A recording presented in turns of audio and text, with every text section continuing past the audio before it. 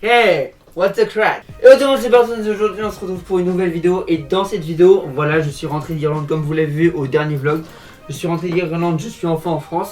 Et donc du coup cette vidéo c'est la suite de l'autre vidéo qui était les différences entre France et Irlande. Du coup c'est la vidéo 2 parce que du coup la première partie je l'avais fait quand j'étais revenu en France à Noël. Et après j'étais retourné en Irlande jusqu'au 1er juin. Et donc du coup j'ai pu noter quelques petites différences de mon côté, de mon aperçu de ce que j'ai pu ressentir, pouvoir m'exprimer au niveau de ce que j'ai pu vivre tout ça en Irlande. Et d'ailleurs vous voyez cette casquette, elle vient d'Irlande, regardez ce qu'il y a là, un petit ouvre bouteille.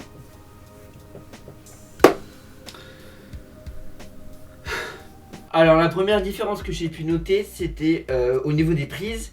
Les prises électriques sont différentes. Bon, vous allez me dire oui c'est normal, c'est peut-être comme aux États-Unis et en Angleterre, les prises sont différentes en Europe ou dans l'Asie. Oui. Sauf que là la différence comparée aux États-Unis ou en France par exemple en Europe, c'est que là les prises elles ont des petits interrupteurs à côté.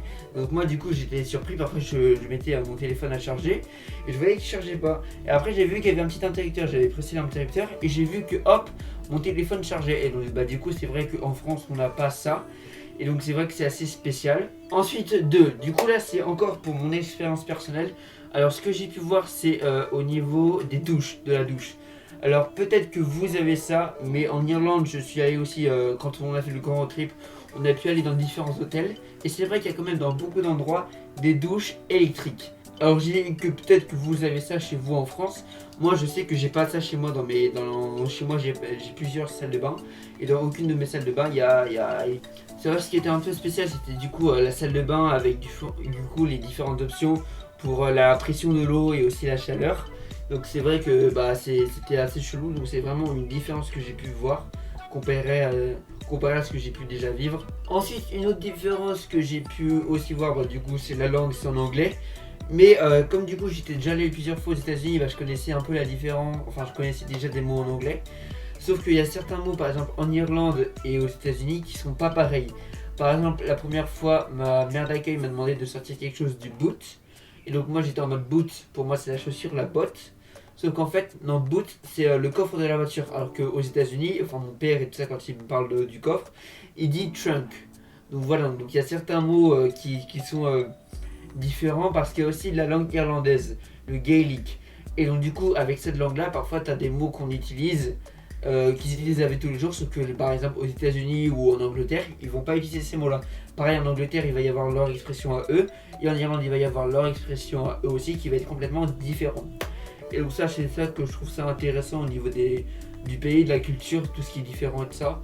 Et par exemple, qu'est-ce qu'il y avait? Par exemple la police, en anglais police c'est police, c'est exactement pareil que le français. Alors que non, en Irlande c'est la Garda. Voilà, parce qu'en fait je crois que ça vient du gaélique comme je vous expliquais, la langue irlandaise, la langue originale d'Irlande. Et après avec l'évolution, il y a des gens qui se sont installés, ça parlait anglais, du coup maintenant ça parle anglais partout. Mais il y a encore quelques écoles qui font des écoles où ça parle que gaélique, que Irish, toute la journée, donc voilà. Après du coup là c'est quelques petites c'est quelques petites choses que j'ai pu remarquer. Aussi, il y a aussi des différences, comme par exemple l'heure du dîner. Alors faut savoir qu'en Irlande, ça a été terrible. Mon alimentation a été complètement baisée, elle a complètement changé. Parce que déjà en 9 mois j'ai pris 10 kilos. Bon ça se voit pas parce que là j'ai quand même... je suis quand même des bras, tu vois, j'ai quand même un petit physique. Non mais vraiment j'ai changé, physiquement. Si on regarde je pense par exemple les vidéos de début, je pense que si on regarde par exemple les vidéos de août, si on regarde moi maintenant, je pense qu'il y a un petit changement au niveau de mon physique. Et donc voilà, c'est lié avec l'Irlande. Bon après j'ai fait un peu de sport aussi, donc c'est ça qui a aidé. Mais là j'ai eu quand même un peu de graisse et c'est la première fois que j'ai de la graisse, donc je suis pas hyper à l'aise avec mon corps. Mais après c'est bon, tu fais un peu de sport et la graisse s'en va et tu fais un bon régime à base de légumes.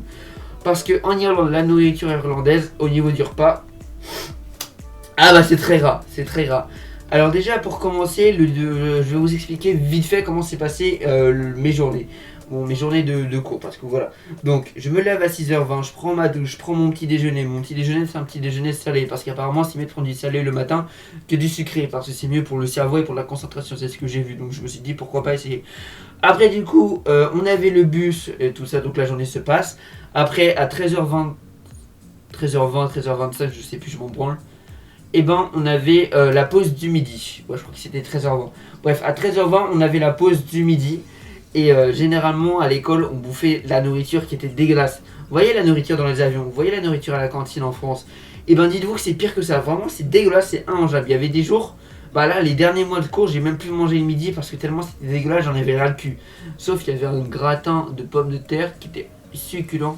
Mais à part ça on n'en avait pas beaucoup, donc du coup la plupart des plats je mangeais pas parce que vraiment c'était des petites portions, c'était des portions de bouffe d'avion quoi, donc c'est vraiment très limité, c'est vraiment trop vraiment petit et pour la nourriture qui est dégueulasse. Et donc bah du coup ça fait que mon alimentation ouais déjà manger un petit peu et quand tu manges c'est très gras, bah c'est sûr que c'est pas très bien. Et du coup après le soir, du coup vers 17h on avait le dîner parce que oui, alors moi chez moi en France je mange généralement aux alentours de 19h 20h voilà. Et bah là non, je mangeais à 17h. Donc au départ c'est sûr que ça a été un peu compliqué pour m'adapter. Même là du coup vu que je suis rentré en France, bah, c'est compliqué pour moi de manger quand le dîner est prêt chez moi à 19h 20h. Et ben j'ai pas faim et vers 16h 17h bah, j'ai la dalle parce que j'ai été habitué pendant 9 mois à manger avec ce rythme là. Donc ouais c'est sûr que ça fait un petit changement. Et aussi quelque chose qui a changé, enfin c'était que mes dîners, les dîners c'était beaucoup de choses frites. Alors moi, faut savoir, je ne mange pas de choses frites. J'ai des problèmes avec mon corps quand je mange des choses frites, ça passe pas. Donc du coup, je mange pas de frites, de poisson pané, de cordon bleu, etc. Oui, beaucoup de personnes vont me juger, je m'en bats les couilles, c'est comme ça, c'est pas ma faute.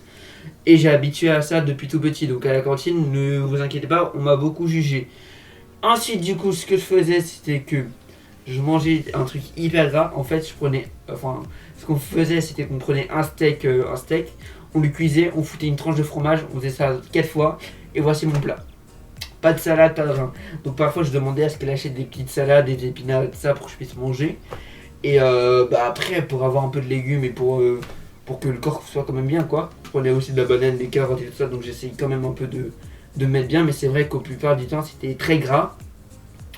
Et très lourd aussi, donc parfois en hiver ça faisait du bien d'avoir un plat chaud, et parfois en été quand il faisait chaud, quand il commençait à faire chaud, un casse-steak là bien chaud avec le fromage qu'ils font, bah, ça faisait un peu lourd quoi, mais sinon après ça allait.